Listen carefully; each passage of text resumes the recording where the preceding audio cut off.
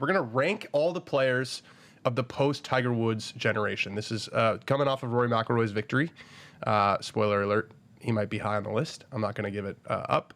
But yeah, and the criteria here is just being younger than Tiger Woods. It's really not all that complicated. So, guys like Ernie Els, Vijay Singh, Phil Mickelson, Padraig Harrington, ineligible. You got to be younger than Tiger in order to be on this list. I did my absolute best not to forget anyone, but if I forgot anyone glaring, I'm sure people will let me know. All right, let's jump in. I feel like there are 13 guys who are sort of worthy of recognition here. We're going to start at number 13 with Colin Morawa. So he's only 28 years old, but he's got 6 wins. He's got 2 major championships. Again, still just 28. 9 major top 10s in 21 starts. He actually won a race to Dubai, which is something that not a lot of Americans do. Won 2 majors in his first 8 tries. He's 0 for 13 since, but still a top 5 player in the world right now. Mega consistent. He comes in on number 13 on our list. Never got to number 1 in the world, which is a big negative on this list. Most of these guys did. He had a great chance. I remember it was the Hero a couple years ago where if he won, he would have gotten to number 1. He blew it on Sunday and has never gotten to number 1 since, but still a lot of time. Number 12, Adam Scott. Now, when I Google Adam Scott, it still shows me the actor, which is crazy to me. It's Severance season, yeah. Well, that's why. It's because of Severance. Yeah. But even before Severance, sometimes I feel like the robots are about to take over our life, and then sometimes I Google Adam Scott, and I'm the biggest golf pervert in the world, and it shows me the freaking actor.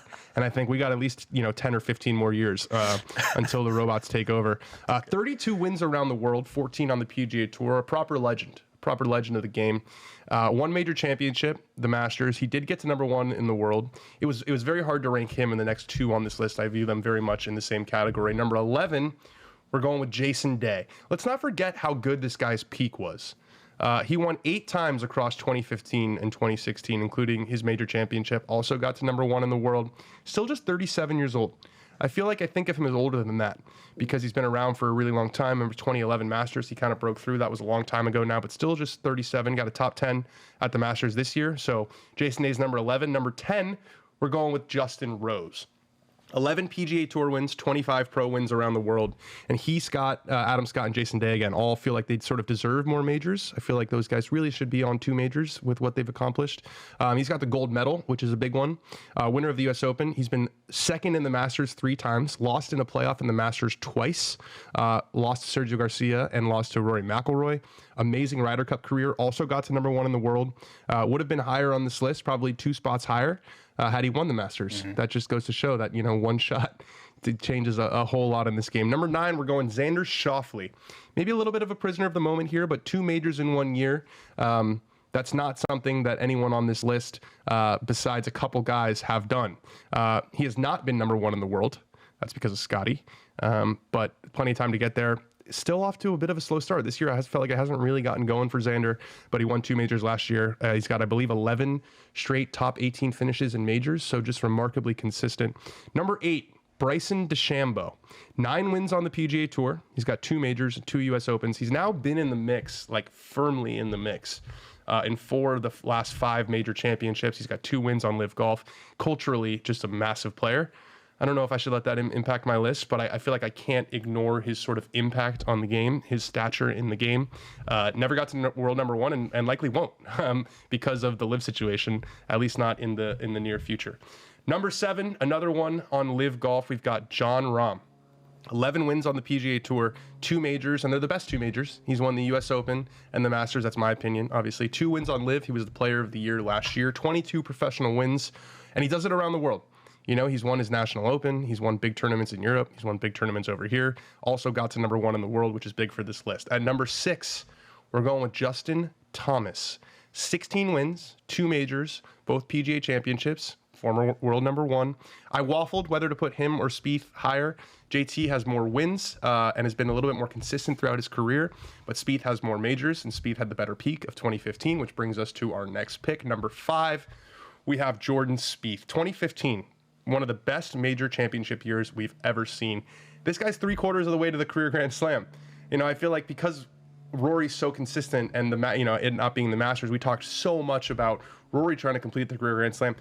Spieth can do it at Quail Hollow in like 2 weeks. 2 weeks. In 2 weeks. An amazing run in the beginning of his career, has not been the same since, which definitely dampens it a little bit. But coming in strongly at number 5, we have Jordan Spieth. At number 4, we have Scotty Scheffler. A little bit of this is the eye test. I've been covering golf, my time's kind of coincided perfectly with Scotty, and he's just been really, really dominant. Long time world number one.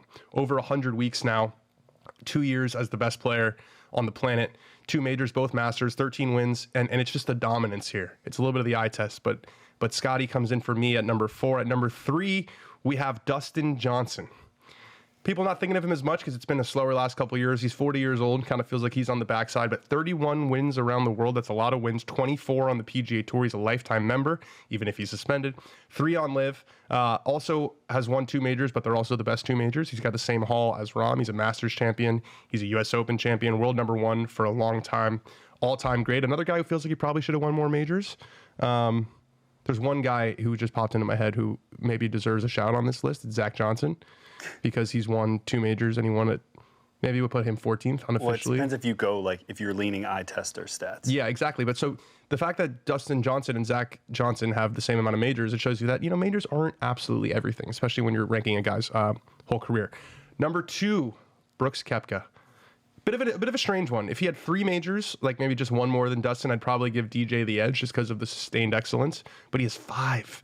One of the more unique careers we've ever seen. He's been doing more winning since going to LIV. He's got 5 wins on LIV Golf, but until the Masters, it was a debate if he was the best player of the post-Tiger generation.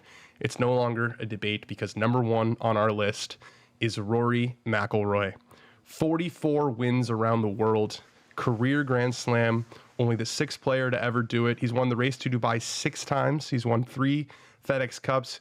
And he really put that debate to bed by slaying his white whale. I was thinking about it this week because when I see my friends who aren't really like big golf fans, they want to ask about Rory, and they were all like, if he didn't win that, like, what would have happened? And I was thinking, is one of the most high leverage moments that we've seen in sports, because if he wins the tournament, as he did, now the monkey's off his back. Everyone feels like he's going to win more majors. If he lost that tournament, like, what is the narrative? It can really only go in 2 extreme directions, right? Is that what you're saying? Yeah. There was no all right, maybe Quail Hollow who get... You know what I mean? It was like, if he blew the Masters with that lead, the Masters, a chance to win the career Grand Slam, like, I don't know how you mentally recover from that. Because every Sunday now, every time he's in contention on a major, he's going to be thinking, and it would have been 2 in a row. It would have been Pinehurst. It was already that. It would have been worse. It would have been worse. And that's what Shane Lowry said. He did an interview this week where he was talking about, after he saw Rory made the double on 13, he said to his caddy while he was playing at the Masters, he said, we're going to do a good job to get this man to New Orleans. Because if he wins, he's going to have won the Masters and he's going to want to celebrate. And if he loses, I don't know if I'm going to be able to speak to him. And he won, and they competed. They competed. They almost went back. Yeah, they finished 12th. So there it is. Those are our top 13 players of the post-Tiger era. Fun list. What are your thoughts? I would have 2 changes to this, or 2 things that confuse me a little bit. I was shocked to see DJ in front of Scotty despite the numbers. Mm-hmm. I feel like eye test wise, Scotty has owned the mantle in a way that Tiger did for a long time. So he gets style. Yeah, I think we forget about 2020. DJ kind of had that role, and they both have 2 majors, but he's won the U.S. Open and the Masters, which I rate a little bit higher than just having 2 Masters. Okay, we do forget about DJ's run there. That was it was COVID though, because he was the guy, and people weren't. There were no fans. It didn't feel like real golf. The other one I thought Schauffele on this list is a little bit of he had a really good year last year. I'm not sure what the numbers look like outside of that. Yeah. But it surprised me that he was so high on this. But then you look at the rest, it's I'm not going to put Rosie or Day or Scott. I mean, it's close. I think it's really close. Those guys from 8 to 13. I mean, Colin kind of is, I think, a little bit below just because they happened really quick and there haven't been as many wins as the rest. But yeah, you're never going to agree. It's hard to argue with this though in general. Yeah, I appreciate it. You're just saying that because I called you my take consigliere? I'm consigliating. You're consigliating. It's an active verb.